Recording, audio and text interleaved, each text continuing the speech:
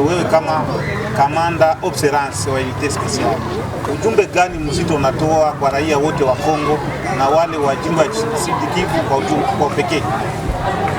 Ujumbe yote ni kupana moyo kwa Wakongomani, kusema ya kwamba unité special iko tayari kwa kujitolea kwa kufanya kazi yayo ya kufuatilia adui mahali popote kwenye iko.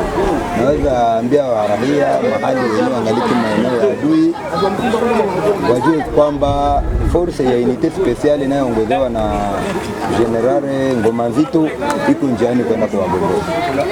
Na una idea nini raia na wale wa kamanda wengine ambao utakuwa umeshikiliana nao katika hali ya kuweza kudhibiti ile maeneo nimekuambia, ufanye nguvu ziwe imekombolewa? Na idea raia ya kwamba wakuwe huru na wajisikie amina na tushikane mkono kwa mkono na wenzetu wa viongozi wenyewe wakupatikana kufika hapa.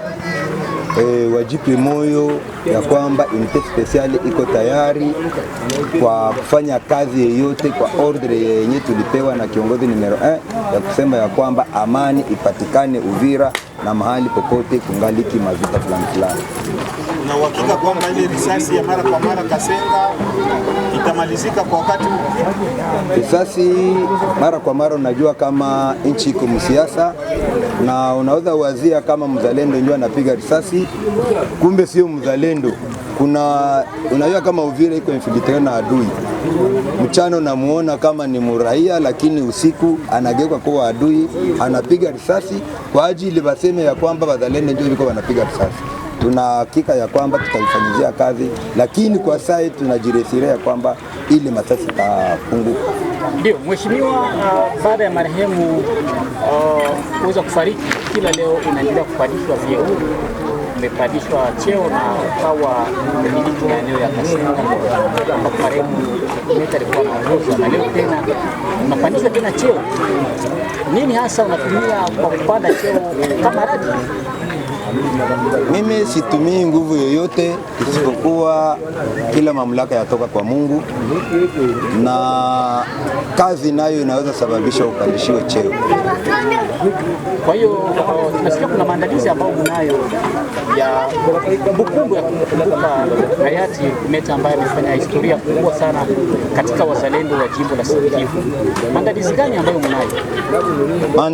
Maandalizi ya kumbukumbu ya marehemu hero wetu General Lieutenant General Rukumeta Bigo Pierre inaandaliwa, itakuwa le 14 ya kumaanisha ya kwamba ule ni hero aliyefia nchi, na wakati wazalendo wakingaliki wajisikie huru ya kwamba hatuya kuwa na wakati ya kusaulika ule hero wetu, na tutaendelea kumkumbuka daima.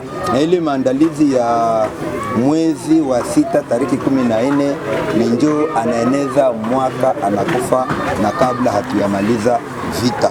Ndio maana tunaona tumkumbuke raia ya Uvira, raia ya Kongo ijue ya kwamba aliacha wanajeshi wenyewe kwa wanafanya kazi kwa mahali hayupo tena. Hamwe kama utakuwa tena ni kumbukumbu ya kuleta kilio katika familia au kwa wajane na watoto ambao aliowaacha, na hata kwa ninyi viongozi wa majeshi? Si kilio ya huzuni, mimi kilio ya furaha. Na wakati kilio hiyo ya furaha ipo inafanyika katika jamani kwa wafariji ya kuona ya kwamba kweli kiongozi aliacha watu hawakubomoka juu mamide iliyopita nyuma, kuko viongozi wetu waliofariki juu ya nchi, lakini hawakupata neema ya kukumbukiwa. Tunapaswa tumkumbuke wakati akieneza mwaka, na kila mwaka ikienea tutaendelea kumkumbuka.